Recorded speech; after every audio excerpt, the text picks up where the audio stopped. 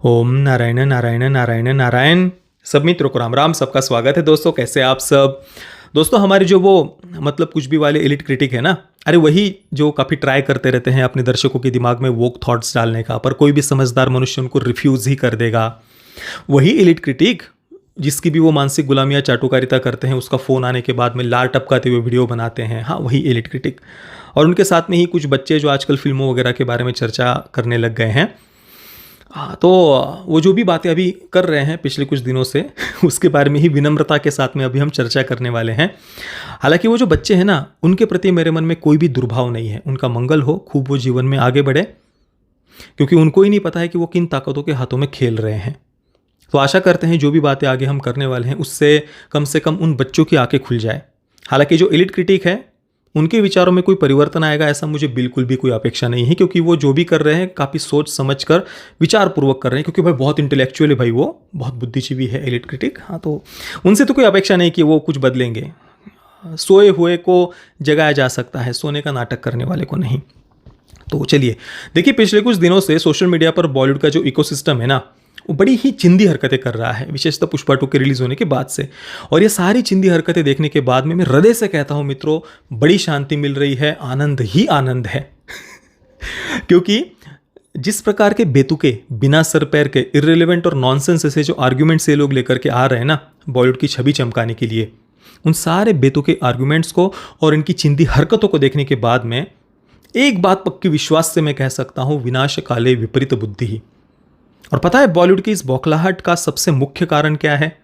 पुष्पा 2 की रिलीज होने के बाद से जिस प्रकार से बॉलीवुड की चौतरफा आलोचना हुई है, लोगों के द्वारा हुई वो तो छोड़ ही दीजिए, थिएटर ओनर्स ने जिस प्रकार से बॉलीवुड को आड़े हाथों लिया, जिस प्रकार से खरी खोटी बॉलीवुड को सुनाई, खुलकर कह दिया कि भाई इस इंडस्ट्री ने, बॉलीवुड ने हमें डुबो दिया था, बर्बाद कर दिया था, पुष्पा 2 जैसी फिल्मों ने हमें बचाया है।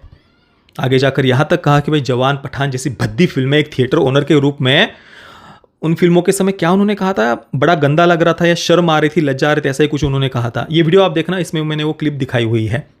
आगे ये भी कहा कि भाई बॉलीवुड के जो ये एक्टर्स हैं ना, इनके यहाँ पर तो एक्सपायर्ड ऐसा टैग लगा देना चाहिए। सोचिए थिएटर ओनर्स के अंदर कितनी पीड़ा होगी। हाँ, और वो तो सबके आंखों के सामने है। 90 के दशक में भारत में 22,000 सिंगल स्क्रीन थिएटर्स थे, आज 6,000 से भी कम बचे हैं, और वो भी अधिकतर दक्षिण भारत में है। उत्तर भारत में तो पूरे सिंगल स्क्रीन थिएटर्स को और ओवरऑल थिएटर बिजनेस को भी कितना नुकसान पहुंचाया बॉलीवुड ने, कोई सीमा है उसकी? हाँ, लाखों लोगों के पेट पर लात मारी इस इंडस्ट्री ने, बॉलीवुड ने, अपने वोक एक्टिविज्म के चलते। तो ये बात बॉलीवुड को सबसे ज़्यादा चुभी है कि थिएटर ओनर्स ने इनको खुलकर सुना दी, इनकी जगह दिखा दी। हालांकि ऐसा नहीं कि बॉलीवुड को पता नहीं है कि वो क्या कर रहे हैं, पर उनकी पीड़ा यह है कि थिएटर ओनर्स अभी समझ रहे हैं, थिएटर ओनर्स की आंखें खुल गई है। वो समझ रहे हैं कि ये इंडस्ट्री फिल्में लोगों को एंटरटेन करने के लिए नहीं बनाती, ये अपना वोक एक्टिविज्म के लिए प्रोपेगेंडा कंटेंट बनाते हैं। कभी ये लोग स्मैश पेट्रियार्की के नाम पर वैवाहिक संस्था को बर्बाद करने के पीछे पड़ेंगे, परिवारों को तोड़ने के पीछे पड़ेंगे, अपना कुछ वोक एक्टिविज्म चलाएंगे, या फिर सेक्सुअल लिबरेशन को इनको प्रमोट करना है, फक बड़ी, सेक्स बड़ी, वन नाइट स्टैंड वगैरह, ये जो कुछ फालतूगिरी है, ये सारी बातें ये लोग प्रमोट करेंगे। सेक्सुअल लिबरेशन से आगे बढ़कर के रेडिकल जेंडर आइडेंटिटी का एजेंडा जो LGBTQ एजेंडा के अंदर ही आता है, ये सारी बातें इनको मेन स्ट्रीम कंटेंट में आजकल प्रमोट करना है। और इनका राष्ट्रद्रोही कंटेंट, उसकी तो कोई सीमा ही नहीं है। जिस देश का खाते हैं उस देश की सेना के विरुद्ध कितना सारा प्रोपेगेंडा कंटेंट इन लोगों ने बना करके रखा है। और आज भी वो प्रोपेगेंडा कंटेंट बनाने वाले फिल्म मेकर्स को ये इंडस्ट्री सर पर लेकर के नाचती है, सेलिब्रेट करती है। विशाल भारद्वाज जैसों को, जिसने हैदर जैसी फिल्में बनाई, आज भी इंडस्ट्री राजी जैसी फिल्मों को मास्टरपीस बताती है, निर्लज्जता के साथ में। इस हद तक ये गिरे हुए लोग हैं। बाकी नक्सलियों को ग्लोरीफाई करना, जिस देश का खाते हैं उसी देश को इस्लामोफोबिक होने का सर्टिफिकेट देना, बाकी जो हिंदू घृणा से भरा हुआ इनका जो कंटेंट होता है, जो हमारी महान संत परंपरा, गुरु शिष्य परंपरा, हमारे रीति रिवाज परंपरा, इनका जिस प्रकार से भद्दे से भद्दे तरीके से मजाक उड़ाते हैं, इन सब बातों की तो कोई सीमा ही नहीं है। इनके प्रोपेगेंडा कंटेंट के बारे में चर्चा करने लग जाए ना तो भाई घंटों कम पड़ जाएंगे, दिन कम पड़ जाएंगे। तो बॉलीवुड की पीड़ा यह है कि ये सब वर्षों से करते आ रहे थे, अपने पपेट मीडिया और पपेट क्रिटिक्स के माध्यम से उसी कंटेंट को मास्टरपीस बताते आ रहे थे, और थिएटर बिजनेस बर्बाद हो रहा था, पर किसी को बोलने की हिम्मत नहीं हो रही थी या ये बोलने नहीं दे रहे थे। आज थिएटर ओनर्स ने इनको आड़े हाथों लिया है, खुलकर वो बोल रहे हैं। ये बात इनको सबसे ज्यादा चुभी, और ये बौखलाहट में अभी समझ नहीं पा रहे कि अपने जो कुकर्म है, अपने जो काले कारनामे हैं ना बॉलीवुड के, इनको छुपाए तो छुपाए कैसे। और इसी कारण से अभी तेलुगु फिल्म इंडस्ट्री से कहीं से कोई एक सॉन्ग उठा करके लेकर के आएंगे, कहीं से कोई मार्टिन जैसी फिल्म उठा करके लेकर के आएंगे और अपने पपेट्स के माध्यम से एक हवा खड़ा करने का प्रयास ये लोग कर रहे हैं। और इनको सच में लग रहा है कि लोग इतने मूर्ख है जैसे उनको कुछ समझ में ही नहीं आता। ये लोग कुछ भी ऐसे फालतू आर्ग्यूमेंट्स लेकर के आ जाएंगे और लोग सब भूल जाएंगे बॉलीवुड के काले काले कारनामे और ये कुछ भी नैरेटिव बना लेंगे। ऐसा होता है क्या? मतलब या तो ये बॉलीवुड और इनका इकोसिस्टम सच में महामूर्ख है, इनकी सोचने समझने की क्षमता ये खो चुके हैं, या तो फिर ये लोगों को मूर्ख समझते हैं। इन दोनों में से कोई एक बात हो सकती है भाई, कि कोई जिस प्रकार के आर्गुमेंट से लेकर के आ रहे हैं ना, सच में हंसी भी नहीं आती यार उन बातों पर। इतना कैसे कोई मूर्ख हो सकता है यार? इतना मूर्खतापूर्ण आर्गुमेंट कोई कैसे ला सकता है? अब हुआ क्या है जरा देखते हैं। अभी नंदमुरी बालाकृष्ण और उर्वशी रौतेला, उनकी आने वाली फिल्म डाकू महाराज, उसका एक दाबिड़ी दिबिड़ी करके सॉन्ग है, 2-3 दिन पहले उसको यूट्यूब पर रिलीज किया गया।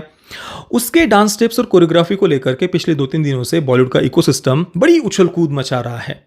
उन्हें ऐसा लग रहा है कि जैसे उनके हाथ में कुछ बहुत बड़ा हथियार, वेपन, अस्त्र उनके हाथों में लग गया है और अब इस अस्त्र का उपयोग करके वे बॉलीवुड के सारे काले कारनामों पर पर्दा डाल देंगे और ये लोगों की नज़रों में तेलुगु फिल्म इंडस्ट्री को गिरा देंगे, तेलुगु फिल्म इंडस्ट्री की ऐसी तैसी कर देंगे। ऐसा इन लोगों को सीरियसली लग रहा है।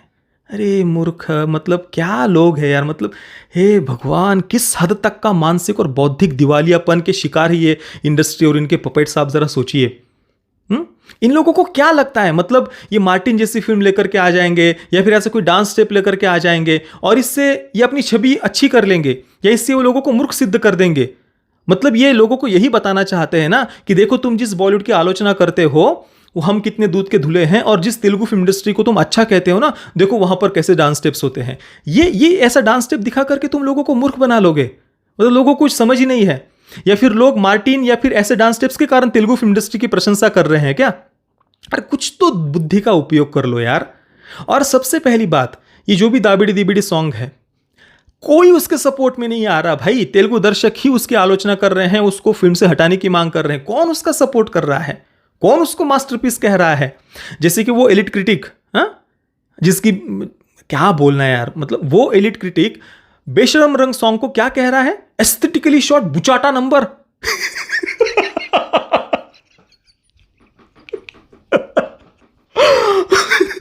भाई ये बुचाटा बिचाटा क्या होता है अपने को तो नहीं पता भाई, पर एस्थेटिकली शॉर्ट बुचाटा नंबर, एस्थेटिकली शॉर्ट बुचाटा नंबर, हे भगवान।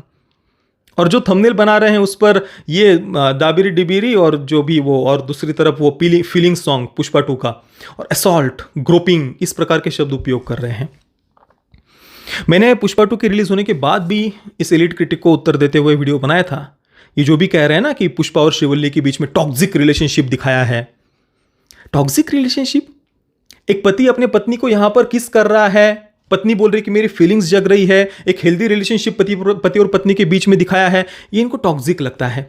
इसी एलिट क्रिटिक को वो डॉली किटी और उनके हसीन सितारे और जो भी वो फिल्म थी, विवाहित एक राधा नाम की विवाहित हिंदू स्त्री, महिला, उसके पति को नपुंसक दिखाया है, दरिंदा दिखाया है, और पति के नपुंसक होने के आड़ में वो अंसारी नाम के एक वर्जिन डिलीवरी बॉय के साथ में शारीरिक संबंध बना रही है। ये इन लोगों को मास्टरपीस लगता है। ऐसे कंटेंट को ये कहते हैं कि थिंक बियॉन्ड सेक्स, सेक्स से ऊपर उठकर सोचो भाई। एक पति और पत्नी आपस में जो भी मजाक मस्ती कर रहे हैं, जो भी भाई, इसी प्रकार से पति और पत्नी की रिलेशनशिप्स होते हैं। दोनों के बीच में कुछ म्यूचुअल अंडरस्टैंडिंग भी होती है ना। ऐसा नहीं कि पति को यहां पत्नी के कंधे पर किस करना है तो वो कंसेंट फॉर्म लेकर के आ जाएगा। और फीलिंग सॉन्ग में इनको क्या वल्गर लग रहा था? फीलिंग सॉन्ग में इनको क्या चाहिए कि मतलब दीपिका जैसी वो बिल्कुल सेमी न्यूड से भी अगले लेवल की बिकनी थी वो बेशरम रंग सॉन्ग की। लिटरली गुप्तांगों पर जिस प्रकार से कैमरा का फोकस दिख रहा था और जो बातें वो मुंह से बोलने में भी शर्म आती है, सेमी न्यूड से भी अगली लेवल थी वो इनको एस्थेटिकली शॉर्ट बुचाटा बिचाटा जो भी नंबर होता है, वो बुचाटा बिचाटा जो भी पता नहीं क्या होता है, ये वो उनको लग रहा है, वो बड़ा एस्थेटिकली शॉर्ट लगता है। तो इनको क्या चाहिए कि एक मजदूर के जीवन पर बनी हुई फिल्म में वो मजदूर एस्थेटिकली शॉर्ट बुचाटा नंबर में डांस करेगा? अरे मूर्ख, वो मजदूर है, वो अपनी पत्नी के साथ उठपटांग हरकतें करते हुए डांस करेगा। वो कहां से एस्थेटिकली शॉर्ट बुचाटा नंबर में डांस करेगा? तुम्हारी बुद्धि सड़ी हुई है, तुम अपने पूरा वेस्टर्नाइज माइंडसेट, तुम में भारतीयता बची नहीं, तो ये तुम्हारी प्रॉब्लम है ना। तुमको बुचाटा नंबर देखना है तो हम क्या करें? हम बुचाटा नंबर देखे जाकर के थिएटर में। तुम देखो यार, यूट्यूब पर इधर उधर देखते रहो दिन भर, बुचाटा बिचाटा नंबर। क्या करना है हमको उस बुचाटा का? हाँ? और एक पति पत्नी आपस में ये इनको प्रॉब्लमेटिक लगता है। पति पत्नी आपस में उठ पटांग डांस कर रहे, इनको प्रॉब्लमेटिक हो जाए। उन्हें लगता है कि पति पत्नी को एस्थेटिकली शॉट बुचाटा नंबर में डांस करते हुए दिखाना चाहिए। हे भगवान, किस हद तक की मानसिक और बौद्धिक दिवालियेपन के शिकार है ये लोग। ग्रोपिंग, पति और पत्नी डांस कर रहे हैं, ग्रोपिंग। अरे राम। और बेशरम रंग सॉन्ग जिस हद तक की वल्गर सॉन्ग है वो, उस समय लोग जब आलोचना कर रहे थे तो ये लोग क्या आर्टिकल्स लिख रहे थे कि कंसेंट था दीपिका पादुकोण का।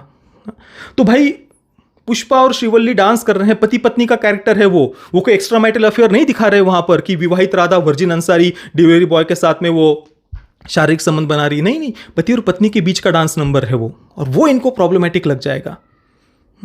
इन लोगों को चाहिए कि हर समय स्त्री का चित्रण ऐसा होना चाहिए कि वो पेट्रियार्की के नाम से छाती कूट रही हो, पति के नाम से छाती कूट रही हो, पति नपुंसक हो या फिर दरिंदा हो, और वो एक्स्ट्रा मैरिटल अफेयर कर रही हो, या फिर कोई किसी लेस्बियन रिलेशनशिप में वगैरह हो। वो उनको मास्टरपीस हो जाएगा, क्योंकि भाई सोशल नॉर्म्स को तोड़ रहे हैं ना। एक पति और पत्नी के बीच के हेल्दी रिलेशनशिप को दिखा दिया जाए तो वो ग्रुपिंग हो जाती है, इनके लिए प्रॉब्लमेटिक हो जाता है। और वो डाबिरी डिबिरी सॉन्ग कौन सीरियसली ले रहा है भाई? किसी को नाम भी नहीं पता होगा उस डाकू महाराज फिल्म का 2-3 दिन पहले तक। हाँ? और कौन उसको सपोर्ट कर रहा है, या फिर कौन उसको एस्थेटिकली शॉट फलाना फलाना ढिमकाना नंबर कह रहा है? कोई उसको अच्छा नहीं कह रहा भाई, कोई अच्छा नहीं कह रहा। वो है ही वाहियात, फालतू। और नंदमुरी बालकृष्ण, उनकी सभी के सभी डांस कोरियोग्राफी इसी प्रकार की विचित्र से ही हमें लगती है दिखने में।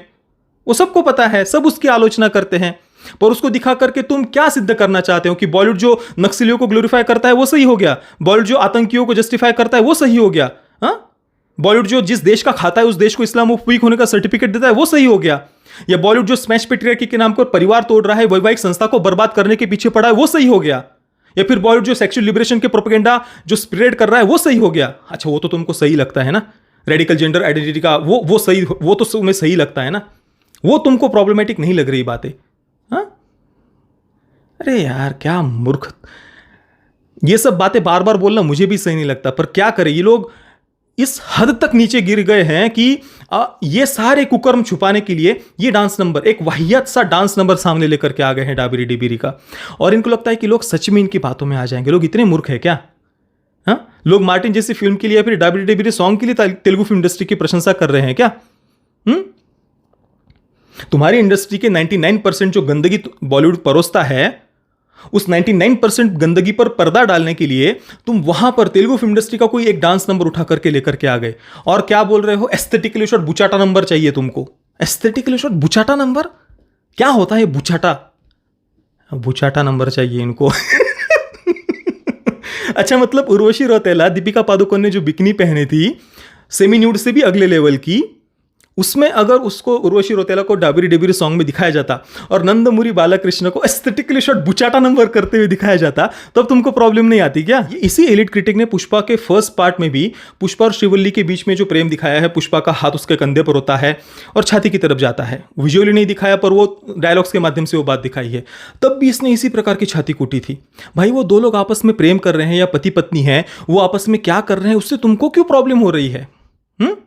अश्लीलता के विरुद्ध अगर तुमको लड़ना है तो मैं सबसे आगे आऊंगा, चलो तुम्हारे साथ में सभी अश्लील सीन्स को बैन कर दो। पर तुम्हारी प्रॉब्लम क्या है पता है? तुमको अश्लीलता से प्रॉब्लम नहीं है, तुमको प्रॉब्लम है कि एक पति और पत्नी के बीच में एक हेल्दी रिलेशनशिप को कैसे दिखा दिया। तुम लोगों को चाहिए कि पति नपुंसक होना चाहिए, उसमें कोई पुरुषत्व नहीं होना चाहिए, तब वो आदर्श पुरुष होता है तुम्हारे लिए।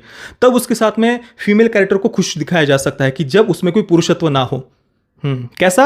वो मुंजा में वो मेल लीड कैरेक्टर है ना, वो गिड़ गिड़ गिड़ गिड़ करके सिम बन करके पीछे घूम रहा है, ऐसा मेल कैरेक्टर तुमको आदर्श, तुम लोगों को, वोक लोगों को आदर्श लगता है।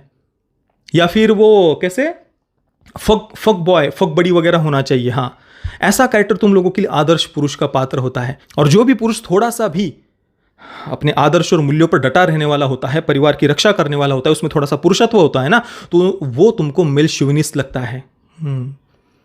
जो परिवार की रक्षा करने के लिए खड़ा हो जाता है या परिवार के सम्मान की रक्षा करने के लिए खड़ा हो जाता है ना, तो वो तुमको क्या लगता है? इनसिक्योर लगता है, इनसिक्योर लगता है तुमको वो। हाँ, ओवर प्रोटेक्टिव या पता नहीं क्या क्या शब्द तुम लोग उपयोग करते हो। अरे तुम्हारा परिवार की तरफ देखने का, पारिवारिक व्यवस्था की तरफ देखने का दृष्टिकोण ही इस हद तक का सड़ा हुआ है ना कि किसी भी सामान्य मनुष्य को भारत में जाकर के बता देना तुम लोगों के विचार, अरे थूकेंगे भी नहीं लोग, थूक के भी लायक नहीं तुम लोगों के, तुम वोक लोगों के ये विचार। और वो जो डाबीरी डिबीरी सॉन्ग है वो तो है ही वाहियात, है ही घटिया, पर वहां पर जितना मुझे ट्रेलर देख करके समझ में आया, उन दोनों को जो भी है आगे जाकर के वो रिलेशनशिप में या विवाह में ही दिखाया जाएगा। अब एज गैप को लेकर के अगर तुमको बोलना है तो भाई एज गैप को लेकर के तो फिर वो अलग ही डिस्कशन हो जाएगा, पर जस्ट वो किस रिलेशनशिप में है, पति पत्नी या जो भी, वो उनको एक रोमांटिक रिलेशनशिप में ही दिखा रहे ना। वहां पर वो एक विवाहित राधा किसी वर्जिन अंसारी के साथ में एक्स्ट्रा मैरिटल अफेयर तो नहीं बना रही ना, जो तुमको डॉली डिकीटी में बड़ा पसंद आया था। अजीब दास्तान में शेफाली शाह का पात्र, उसका पति काम में बिजी होता है, इस कारण से काम में बिजी होने के कारण वो किसी आर्ट गैलरी वाले के साथ में जाकर के सो रही है, वो तो तुमको बड़ा मास्टरपीस लगता है। ऐसे सेक्स के ऊपर आधारित जितनी भी बॉम्बे बेगम्स हो या जो भी जिस गंदगी को तुम लोग सर पर लेकर के नाचते हो, वहां पर तो तुम लिखोगे थंबनेल पर कि थिंक बियॉन्ड सेक्स, सेक्स से ऊपर उठ करके सोचो। तुम लोग इस हद तक की तुमको ये सारी गंदगी देखनी है, पर एक पति पत्नी को आपस में बस मजाक मस्ती करते दिखा दो तो तुम लोगों को बस तुरंत नहीं है भाई, पूरी महिलाएं असुरक्षित हो गई क्योंकि पुष्पा ने यहां श्रीवल्ली को किस कर दिया तो कंसेंट फॉर्म पर साइन नहीं करवाया था पहले। ये तुम लोगों की प्रॉब्लम है। तुमको हर जगह वोक एक्टिविज्म देखना है, हर जगह वोक एक्टिविज्म देखना है, और इनको तेलुगु फिल्म इंडस्ट्री को ही टारगेट करना है ना। तो मैं लिस्ट देता हूं तुम लोगों को, तेलुगु फिल्म इंडस्ट्री को टारगेट करना है ना तुम लोगों को, मैं लिस्ट देता हूं। श्याम सिंह रॉय को करो टारगेट, गामी को करो टारगेट, आचार्य को करो टारगेट, उपेन्ना को करो टारगेट, पर नहीं, इन सारे कंटेंट को तुम लोगों ने प्रमोट किया हुआ है। श्याम सिंह रॉय तो तुमको बड़ी मास्टरपीस लगी थी क्योंकि उसमें भारत भर के मंदिरों को बलात्कार के अड्डे दिखाया है। गामी का शायद रिव्यू एलिट क्रिटिक ने नहीं किया था, पर बाकी कई लोगों ने किया हुआ है, वो तो तुमको बड़ा पसंद आया था क्योंकि उसमें मंदिरों को बलात्कार के अड्डे दिखाया है।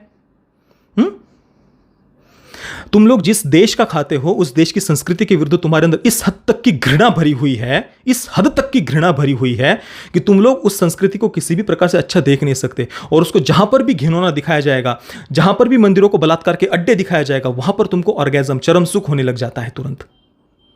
इस हद तक की गिरी हुई और सड़ी हुई मानसिकता के शिकार हो तुम लोग। तुमको तेलुगु फिल्म इंडस्ट्री को टारगेट करना है ना, तो करो ना, श्याम सिंह रॉय की आलोचना करो ना, गामी की आलोचना करो, आचार्य की आलोचना करो, उपेन्ना की आलोचना करो, पर उपेन्ना को, श्याम सिंह रॉय को इसी एलिट क्रिटिक ने बड़ा उसको मास्टरपीस लग गई थी, पसंद आ गई थी। जहां पर भी परिवार तोड़ना हो, पिता को दरिंदा दिखाना हो, वैवाहिक संस्था को बर्बाद करना हो, मंदिरों को बलात्कार के अड्डे दिखाना हो, वो तुमको पसंद आता है। तुम लोग चाहते हो कि तेलुगु फिल्म इंडस्ट्री में जो नॉर्मल कंटेंट बन रहा है ना, वो बालैया, वो दाबीरी डिबीरी छोड़ दो, उसको कोई साथ में नहीं दे रहा, पर बाकी जो कुछ भी बाहुबली हो, आरआरआर हो, पुष्पा 2 हो, कार्तिकेय 2 हो, ये जो कंटेंट बन रहा है ना, ये तुम लोगों की आंखों की किरकिरी बना हुआ है। तुम लोगों को चाहिए कि बॉलीवुड की तरह या तमिल और मलयालम फिल्म इंडस्ट्री पर जिस प्रकार से कम्युनिस्टों का वर्चस्व हो गया है ना, उस प्रकार से तेलुगु फिल्म इंडस्ट्री पर भी कम्युनिस्टों का वर्चस्व हो जाए। वहां पर भी कोई नॉर्मल फैमिली ना दिखे, वहां पर भी हर स्त्री पेट्रियार्की के नाम से छाती कूटने वाली होनी चाहिए।